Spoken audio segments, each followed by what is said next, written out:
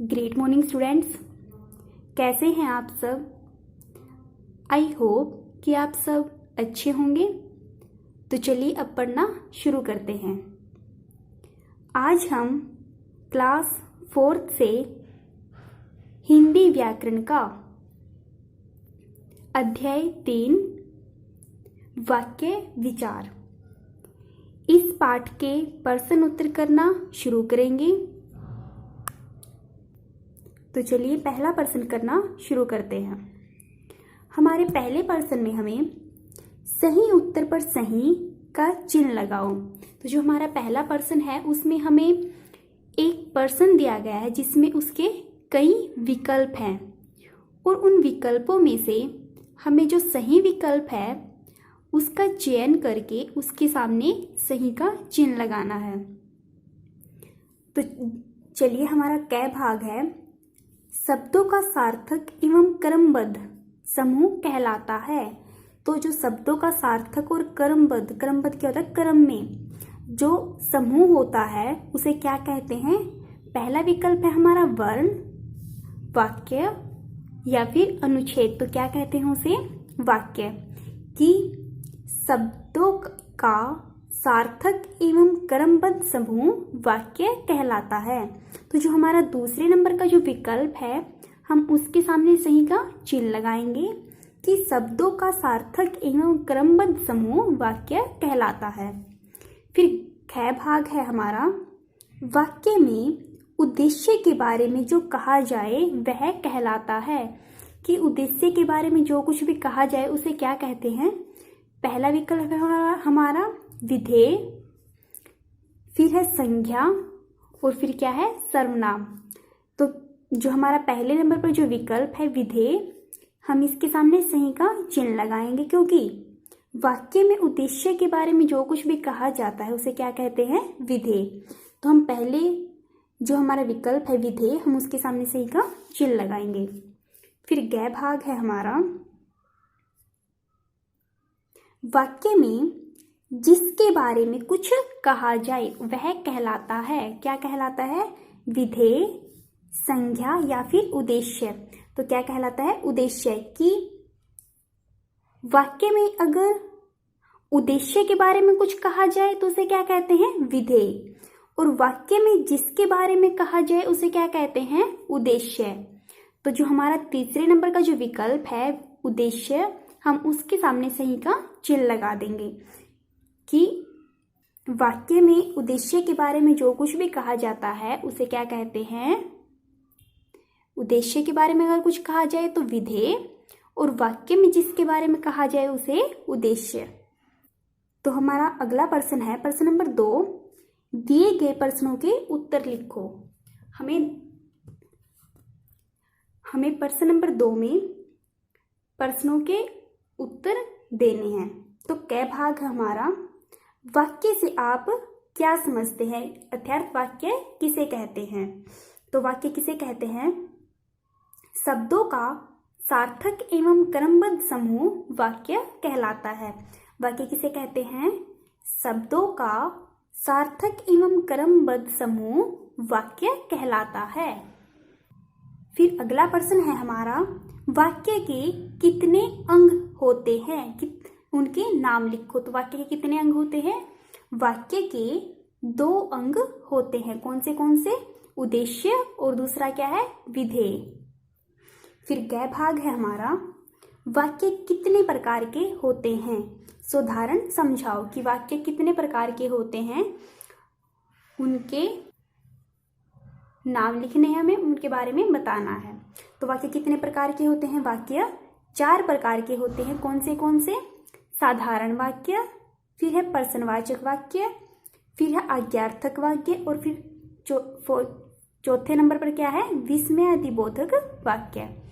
तो ये हमारे वाक्य के प्रकार हैं कि वाक्य हमारे 4 प्रकार के होते हैं। कौन से, साधारण वाक्य, प्रश्नवाचक वाक्य, आज्ञार्थक वाक्य और विस्मयादिबोधक वाक्य। फिर अगला प्रश्न है हमारा प्रश्न नंबर 3, दिए गए रिक्त स्थानों में शब्द समूह को सार्थक रूप में लिखो। हमें यहाँ पर कुछ शब्द दिए गए हैं और इन शब्दों को हमें सार्थक रूप में लिखना है। अर्थात यहाँ पर हमें शब्द तो दिए गए हैं लेकिन उन शब्दों का कोई भी सार्थक अर्थ वाला वाक्य नहीं बन रहा, तो हमें इन शब्दों का प्रयोग करके एक अर्थपूर्ण वाक्य बनाना है। तो पहला वाक्य है हमारा, 4 कक्षा राम में है पढ़ता। तो यहाँ पर हमें कुछ भी समझ में नहीं आ रहा।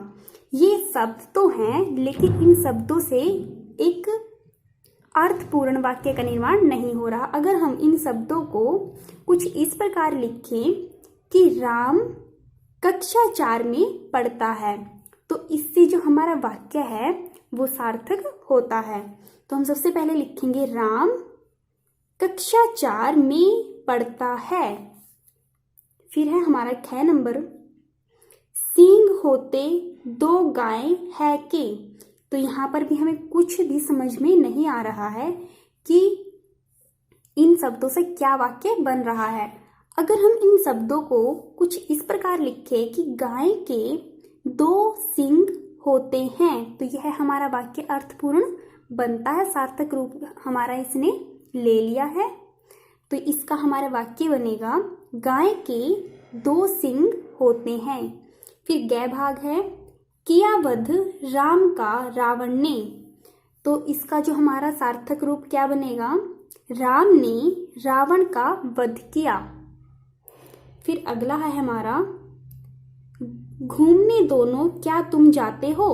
तो इसका हमारा वाक्य क्या बनेगा, क्या तुम दोनों घूमने जाते हो। फिर है, आज जाएंगे मेला दिव्या रानी और। तो इसका वाक्य बनेगा, दिव्या और रानी आज मेला जाएंगे। फिर है, दौड़ता है मेरे हर साथ। तो इसका हमारा वाक्य बनेगा, हर्ष मेरे साथ दौड़ता है। तो यह प्रश्न भी हमारा यहाँ पर समाप्त होता है।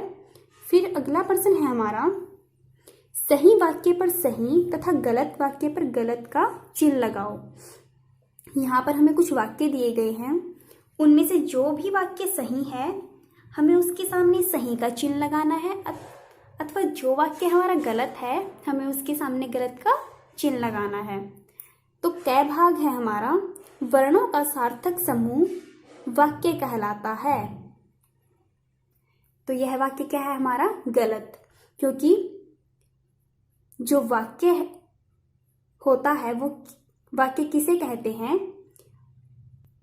वाक्य शब्दों का सार्थक एवं क्रमबद्ध समूह होता है। लेकिन यहाँ पर क्या दिया गया है कि वर्णों का। तो यह क्या वाक्य हमारा क्या है, गलत है, क्योंकि शब्दों का सार्थक समूह वाक्य कहलाता है और वर्णों का सार्थक समूह क्या कहलाता है, शब्द। तो यह वाक्य हमारा क्या है, गलत, और गलत के सामने हम किस चीज का चिन्ह लगाते हैं, गलत का।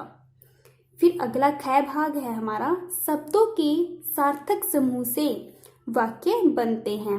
तो यह वाक्य क्या हमारा सही है, क्योंकि शब्दों का सार्थक समूह क्या बनाता है, वाक्य का निर्माण करता है। तो ये सही के सामने हम सही का चिन्ह लगा देंगे।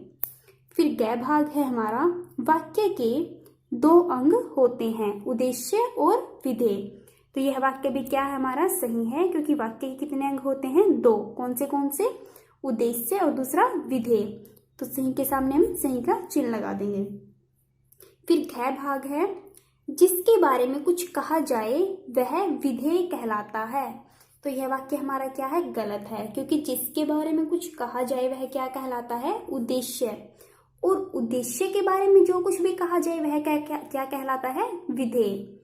तो यहाँ पर क्या दिया गया है कि जिसके बारे में कुछ कहा जाए वह विधेय कहलाता है। तो यह वाक्य हमारा गलत है, और गलत के सामने हम किस चीज का चिन्ह लगाएंगे, गलत का। फिर अडय भाग है हमारा, वाक्य 4 प्रकार के होते हैं। तो यह वाक्य भी क्या है हमारा, सही है, क्योंकि वाक्य कितने प्रकार होते हैं, 4। तो सही के सामने हम सही का चिन्ह लगा देंगे। फिर अगला प्रश्न है हमारा, दिए गए वाक्यों को पढ़ो व वाक्य का प्रकार लिखो।